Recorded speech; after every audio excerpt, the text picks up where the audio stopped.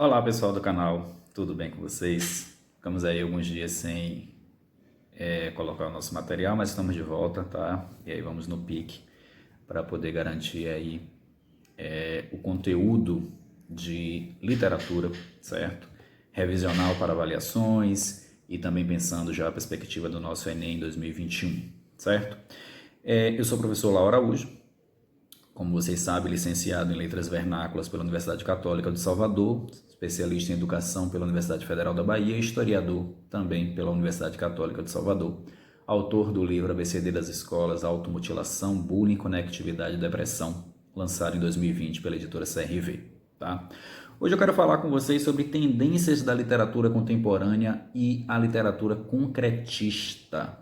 Você sabe o que é literatura concretista? Já pensou sobre isso? Já ouviu falar? Então, é um conteúdo aí exclusivo do aluno do ensino médio, do terceiro ano do ensino médio, tá? E nós estamos nos referindo ao período 1950-1960. Nós estudamos até então a primeira geração modernista, que compreende a década de 20, a segunda geração modernista, que compreende a década de 30, e a terceira fase do modernismo é justamente a geração de 45. Tá? Em 50, então, há uma nova forma de produzir literatura, de apresentar a literatura. E então nós temos esse movimento chamado literatura concretista, ou também conhecido como de literatura contemporânea. Tá? Ele seria justamente a nova perspectiva moderna de fazer e produzir literatura no Brasil. Tá? Quais são as marcas desse período?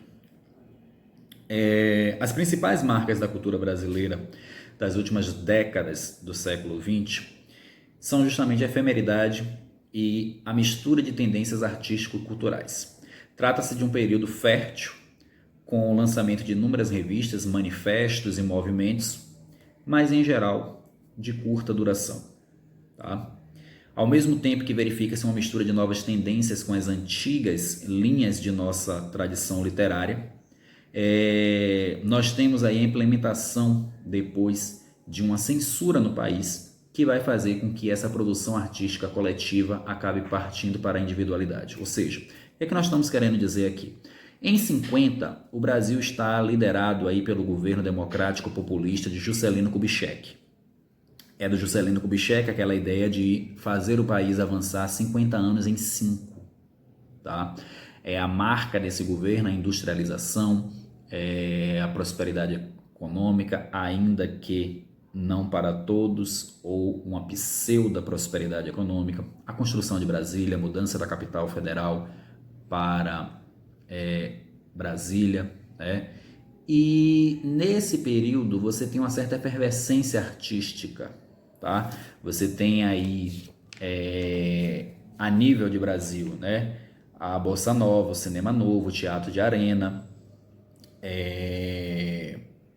uma vanguarda mais concreta nas artes plásticas, na poesia, certo?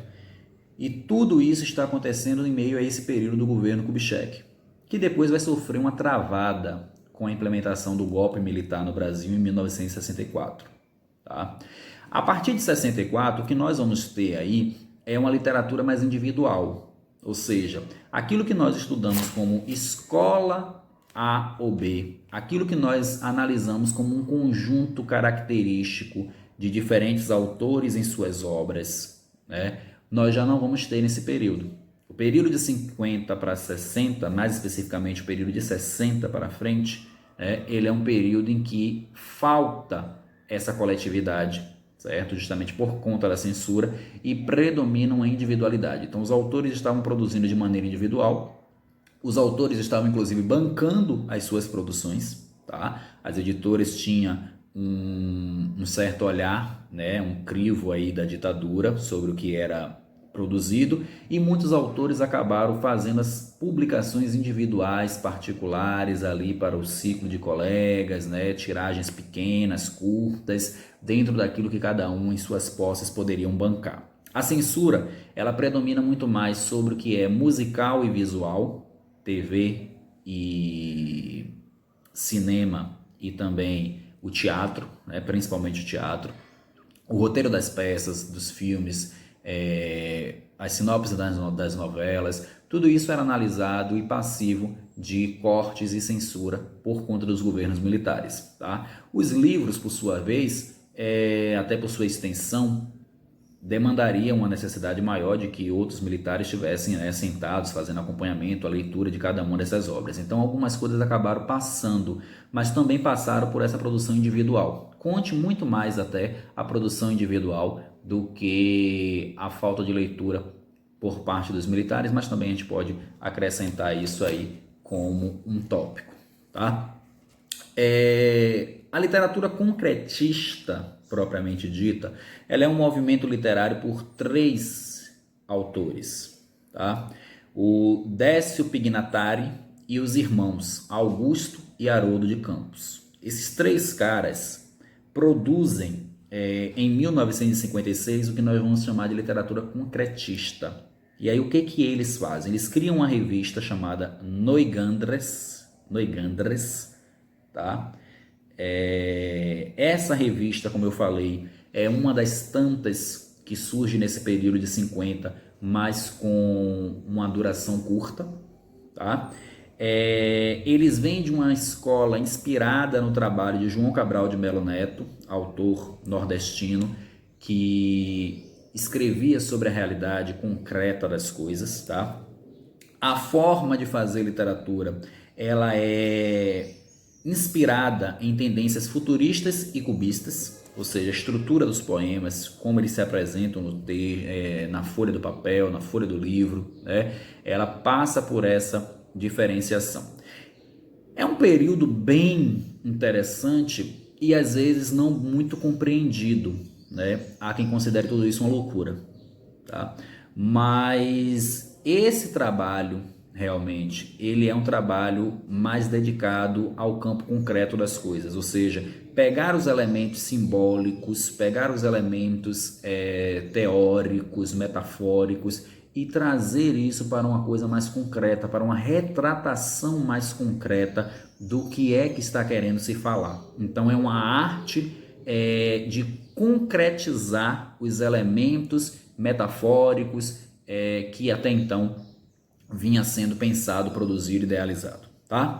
Então, isso vai influenciar as outras artes. Você vai ter aí um grande nome que é a Lígia Clark nas artes plásticas, a forma como a Lígia vai construir o trabalho dela, como ela vai apresentar o seu material, dando vida, inclusive aproveitando materiais recicláveis, tá? O Hélio Oiticica é outro grande nome que vai explodir aí nesse período no campo das artes, tá? E no campo literário você vai ter, como eu falei, ainda a presença e a influência do João Cabral de Melo Neto, que é o inspirador, né? A presença e a contribuição e o trabalho artístico dos irmãos Campos, Augusto e Haroldo, do Décio Pignatari, e aí você vai ter o surgimento de outros nomes dentro da literatura, como Amilcar de Castro e Ferreira Goulart.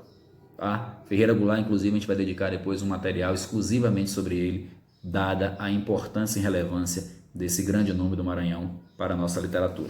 Então, de maneira aí a recapitular, tá? Nós estamos falando de tendências literárias contemporâneas, os anos que nós estamos aí nos pegando a década de 50 e 60, antes do golpe militar e pós-golpe militar, ok? Dentro do período Kubitschek, como nós dissemos, é um período de livre produção e de até prosperidade artística, tá? Porém, essa tradição dessa escola literária, vamos assim definir, ela é curta e ela mistura as tendências. O que é que ela mistura? Ela mistura o novo com o antigo, né? Ela dialoga com o passado artístico da nossa forma de produzir a literatura, tá? Também de curta duração são as revistas e manifestos que são lançados dentro desse contexto, tá?